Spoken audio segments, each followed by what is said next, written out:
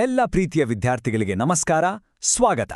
ಇವತ್ತಿನ ಕ್ಲಾಸಲ್ಲಿ ನಾವು ಒಂದು ಸೂಪರ್ ಇಂಟ್ರೆಸ್ಟಿಂಗ್ ಟಾಪಿಕ್ ಎಲೆಕ್ಟ್ರೋಕೆಮಿಸ್ಟ್ರಿ ಅಥವಾ ವಿದ್ಯುತ್ ರಸಾಯನಶಾಸ್ತ್ರ ಅದರ ಬಗ್ಗೆ ಕಲಿತೀವಿ.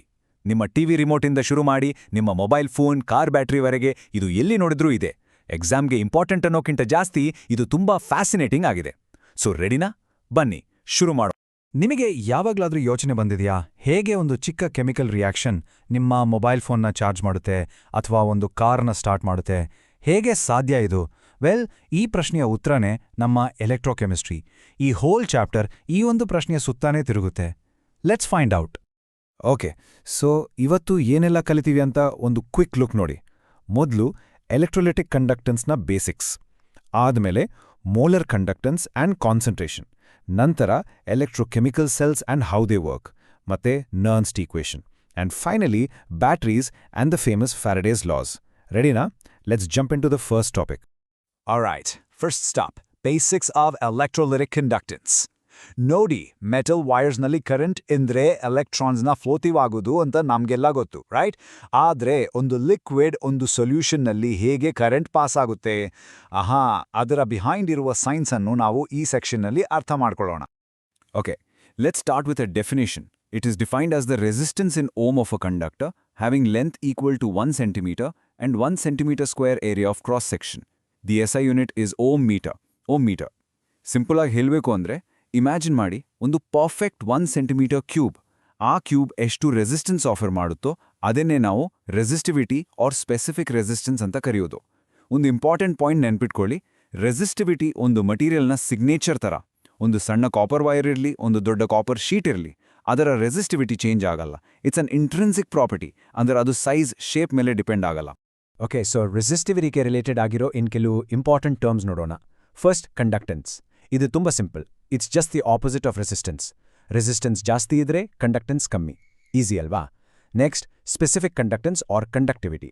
ಇದಕ್ಕೆ ಕ್ಯಾಪಾ ಅಂತ ಕೂಡ ಕರಿತೀವಿ. ಇದು ಕೂಡ ಸಿಂಪಲ್. ಇದು ರೆಸಿಸ್ಟಿವಿಟಿಯ opposite. Then we have the cell constant. ಇದು ಬೇಸಿಕಲಿ ನಮ್ಮ ಸೆಟಪ್ನ ಫಿಸಿಕಲ್ ಡಿಮೆನ್ಷನ್ಸ್ ಬಗ್ಗೆ ಹೇಳುತ್ತೆ. Length divided by area. ಈಗ ಈ ಎಲ್ಲ ಪೀಸಸ್ನ ಸೇರಿಸಿದ್ರೆ ನಮಗೆ ಒಂದು ಸೂಪರ್ ಇಂಪಾರ್ಟೆಂಟ್ ರಿಲೇಷನ್ಶಿಪ್ ಸಿಗುತ್ತೆ.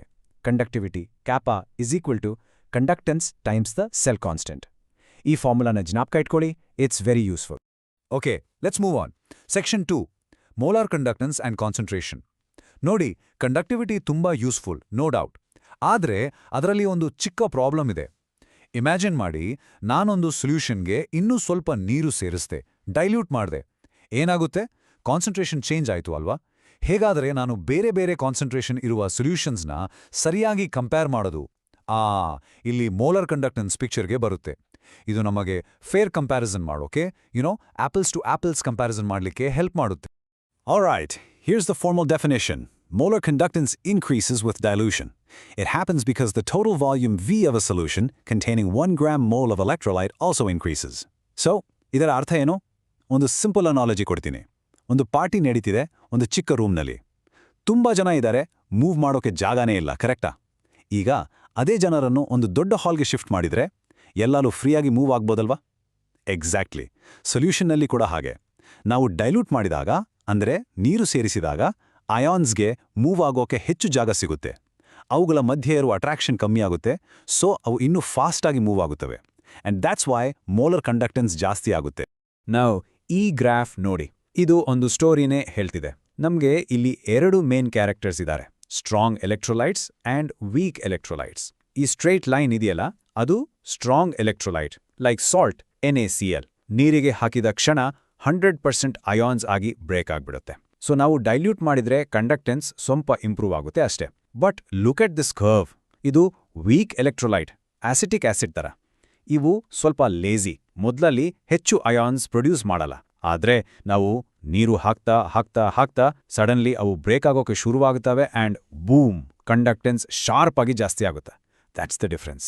ಓಕೆ, ಸೊ ನಿಮಗೊಂದು ಡೌಟ್ ಬಂದಿರಬೇಕು. ಹಿಂದೆ ನೋಡಿದ ಗ್ರಾಫ್ನಲ್ಲಿ ಆ ವೀಕ್ ಎಲೆಕ್ಟ್ರೋಲೈಟ್ನ ಕರ್ವ್ ವೈ ಆಕ್ಸಿಸ್ಗೆ ಟಚ್ ಆಗಲೇ ಇಲ್ಲಲ್ಲ.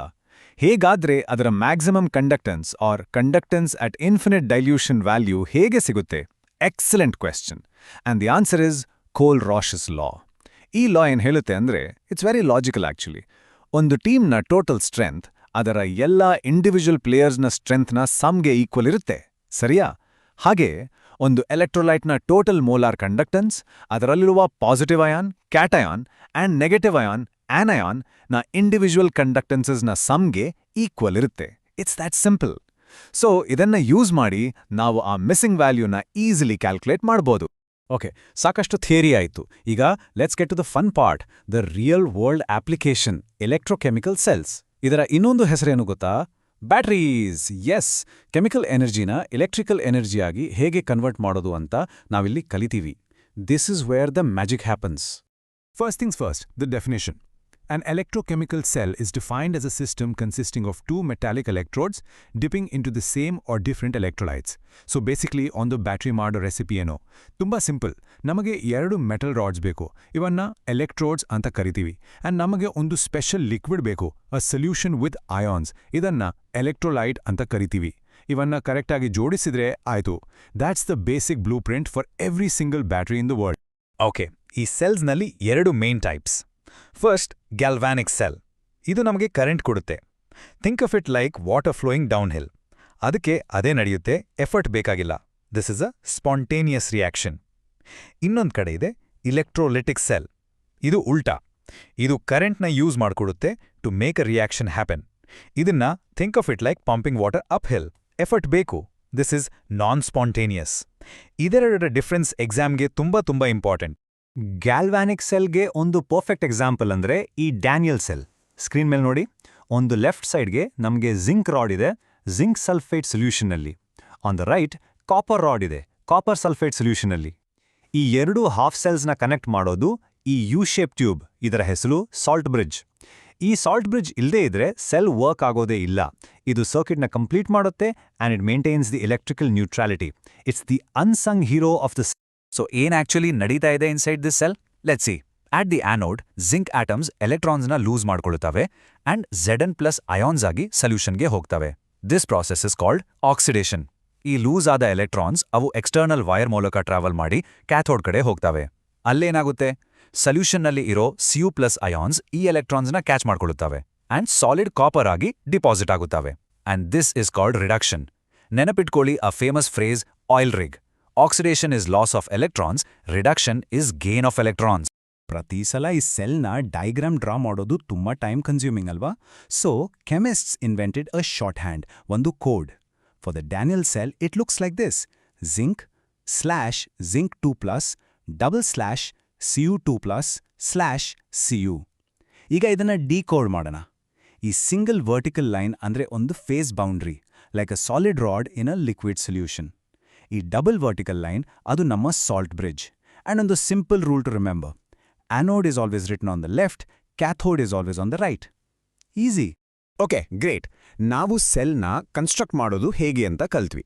ಬಟ್ ನೆಕ್ಸ್ಟ್ ಕ್ವೆಶ್ಚನ್, ಆ ಸೆಲ್ ಎಷ್ಟು ವೋಲ್ಟೇಜ್ ಜನರೇಟ್ ಮಾಡುತ್ತೆ?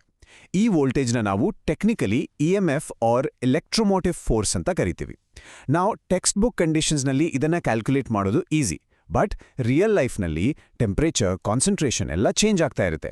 ಹೀಗಾದ್ರೆ ಆ ಕಂಡೀಷನ್ಸ್ನಲ್ಲಿ ವೋಲ್ಟೇಜ್ ಹೇಗೆ ಕ್ಯಾಲ್ಕುಲೇಟ್ ಮಾಡೋದು? For that we need a very powerful tool, and that is the Nernst equation. And here it is, the Nernst equation. ಮೊದಲಿಗೇನೋ ಸ್ವಲ್ಪ ಕಾಂಪ್ಲಿಕೇಟೆಡ್ ಅನ್ನಿಸ್ಬೋದು, but its idea is very simple. ಇದು ನಮಗೆ ಮಾಡುತ್ತೆ ಅಂದರೆ it connects the actual cell potential, E cell, to the standard cell potential, E0 cell, and to the concentration of our reactants and products. Simply put, ಈ equation ನಮಗೆ ಹೇಳುತ್ತೆ, hey, if you change the concentration, your cell's voltage will also change in a predictable way. So, ಇದನ್ನ use ಮಾಡಿ ನಾವು below ಯಾವುದೇ ಕಂಡೀಷನ್ನಲ್ಲಿ cell ಪೊಟೆನ್ಷಿಯಲ್ನ accurately calculate ಮಾಡಬಹುದು. Alright, we're on the final stretch. This is where we bring all this theory back into our daily lives. We'll talk about two things. First, the batteries that power our world, and second, the fundamental laws that govern electrolysis, the famous Faraday's laws. So battery ಅಂದ್ರೆ ಒಂದು word ಅಲ್ಲ, ಅದರಲ್ಲಿ types ಇವೆ. First up primary batteries. ಇವನ್ನ use and throw ಅನ್ಬೋದು. ನಿಮ್ಮ TV ರಿಮೋಟ್ನಲ್ಲಿರೋ cell ಥರ. Once the reaction is done, it's done. You can't recharge it. Then we have secondary batteries. ಇವನ್ನ ನಾವು ರೀಚಾರ್ಜ್ ಮಾಡ್ಬೋದು. ನಿಮ್ಮ mobile phone battery is a perfect example. Reaction reverse ಆಗುತ್ತೆ, so you can use it again and again. And finally we have fuel cells. ಅವು ತುಂಬ cool. Petrol ಬಂಕ್ನಲ್ಲಿ ಕಾರ್ಗೆ fuel ಹಾಕ್ಸ್ತೀವಲ್ಲ, ಹಾಗೆ ಇವುಗಳಿಗೆ continuously fuel supply ಮಾಡಿ ಡೈರೆಕ್ಟಾಗಿ ಎಲೆಕ್ಟ್ರಿಸಿಟಿ ಪ್ರೊಡ್ಯೂಸ್ ಮಾಡ್ಬೋದು. Okay, sofa ನಾವು ಏನು ಎಷ್ಟು ಆ್ಯಂಡ್ ಹೇಗೆ ಅಂತ ನೋಡಿದ್ವಿ. ಈಗ ಎಷ್ಟು ಅಂತ ನೋಡೋಣ. How much substance is produced. ಇದಕ್ಕೆ ಫ್ಯಾರಡೇಸ್ ಲಾಸ್ ಹೆಲ್ಪ್ ಮಾಡುತ್ತೆ. The first law is super intuitive. It says the more electricity you pass, the more substance you get. Simple. Double the current, you get double the product. ಆದರೆ the second law is a bit more nuanced. ಇದು ಹೇಳುತ್ತೆ, if you pass the same amount of electricity through different solutions, you won't get the same amount of substance. The amount you get depends on something called the equivalent weight of the substance. ಈ ಎರಡು laws, especially for solving numerical problems, are absolutely crucial. So, as we wrap up this entire chapter, I want to leave you with one final thought. What is the next big breakthrough in battery technology? ಏನಾಗಬಹುದು? Better lithium-ion, solid-state batteries, maybe something completely new. The future of how we power our phones, our cars, and even our planet. A future ನಿಮ್ಮ ಕೈಯಲ್ಲಿದೆ. Think about it. All the very best for your exams.